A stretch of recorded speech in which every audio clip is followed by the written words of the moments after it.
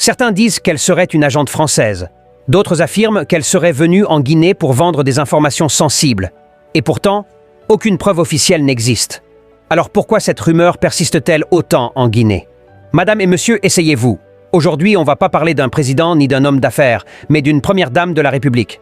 Reste jusqu'à la fin, parce qu'ici, on va séparer les peurs de la réalité. Elle s'appelle Lauriane Doumbouya. Elle était gendarme en France, rigoureuse et discrète. Et elle avait prêté serment de servir la France cordialement, épouse du président de la transition, le général Mamadi Doumbouya. Elle est de nationalité française. Elle est très discrète. Elle parle rarement. Elle apparaît très peu en public. Et dans un pays marqué par l'histoire coloniale, la nationalité devient vite un sujet sensible. Dans les rues, sur Facebook, sur TikTok, sur WhatsApp, on entend parfois ceci. Elle serait un agent de renseignement français. Elle travaillerait pour les intérêts de la France. Elle serait en Guinée pour transmettre des informations. Attention! Ce sont des propos populaires, des rumeurs, des soupçons, passent des faits prouvés. Mais alors, pourquoi ces idées prennent-elles autant de force?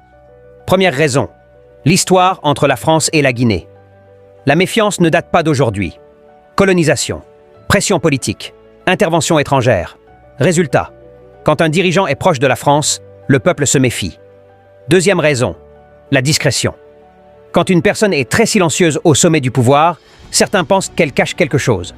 En politique africaine, le silence est souvent interprété comme une stratégie. Troisième raison, la frustration sociale. Quand la vie est dure, quand l'économie souffre, les rumeurs deviennent un exutoire. Les réseaux sociaux amplifient tout. Une supposition devient une vérité virale. Soyons clairs, très clairs. Aucune preuve officielle, aucun document, aucune enquête crédible ne prouve que la femme du président Doumbouya est un agent de renseignement, une espionne, ou qu'elle travaille pour la France. Elle n'occupe aucun poste officiel. Elle ne représente pas l'État français. Elle ne dirige aucune institution guinéenne.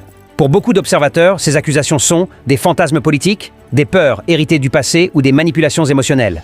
Alors dis-moi, doit-on juger une femme sur sa nationalité ou sur des faits concrets et vérifiés? La rumeur peut détruire plus vite que la vérité. Et un peuple divisé est toujours plus fragile. Écris ton avis en commentaire. Like si tu veux des débats basés sur la vérité. Partage si tu refuses la manipulation. En Guinée, la vigilance est nécessaire. Mais la justice commence par les preuves. Moi, je ne juge pas, je ne fais que raconter. Si tu aimes des histoires pareilles, abonne-toi et dis qui tu veux que je raconte son histoire.